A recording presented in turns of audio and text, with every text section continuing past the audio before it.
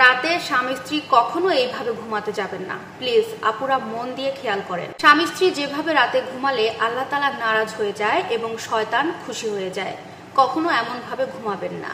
আপনারা স্বামী স্ত্রী যদি এইভাবে রাতে ঘুমান তাহলে আপনাদের সংসারে অভাব অনটন দারিদ্রতার কোনো অভাব হবে না। সব সময় আপনাদের পেছনে অভাব অনটন এগুলো লেগেই থাকবে, আর সংসারে অশান্তির কোনো শেষ থাকবে না। আর পাশাপাশি স্বামী নামের যে মানুষটা, ওই মানুষটা এই সংসার জীবনে থাকাকালীন এতটুকু উন্নতি তার সংসারে, তার কর্মজীবনে, তার ব্যক্তিগত জীবনে কিছুই করতে পারবে না। চিন্তা, পেরেশানি, হয়রানি একদম আঠার মতো লেগে থাকবে তার সাথে। আমাদের এই সমাজে কিন্তু এমন স্ত্রী অনেক আছে যে স্ত্রীগুলো তার স্বামী কিসে ভালো থাকে, তার স্বামীর কিসে চাহিদা বেশি, এগুলোর কোনো দিকে খেয়ালই রাখে না তারা। এমন অনেক পরিবারে খেয়াল করলে আমরা বুঝতে পারবো, আপনারা সবাই বুঝতে পারবেন যে এরকম অনেক স্বামী আছে স্ত্রীর কাছে নির্যাতিত হচ্ছে, আর এটা মানসিক নির্যাতন।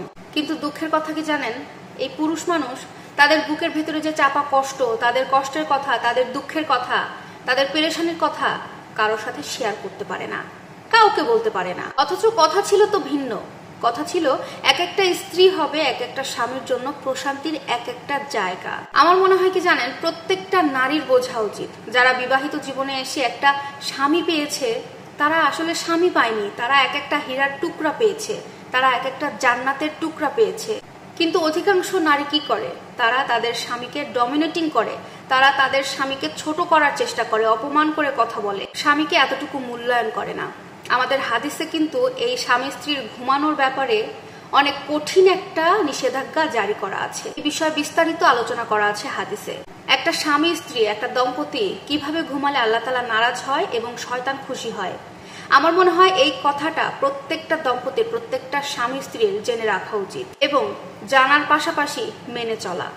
একটা স্ত্রীর সম্পূর্ণ হক আদায়কারী হচ্ছে একমাত্র তার স্বামী।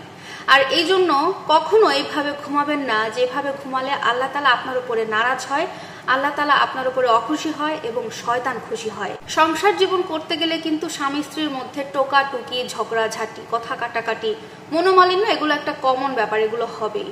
আর কথা কাটাকাটি হবে, একটু ঝগড়াঝাটি হবে বলেই যে আপনারা রাতে ঘুমাতে গিয়ে দুইজন দুই বিছানায় ঘুমাবেন, দুইজন দুই রুমে ঘুমাবেন, বা একই বিছানায় ঘুমিয়েও খাটের একজন এ পাশে খাটের একজন ওই পাশে, এভাবে ঘুমানো যাবে না।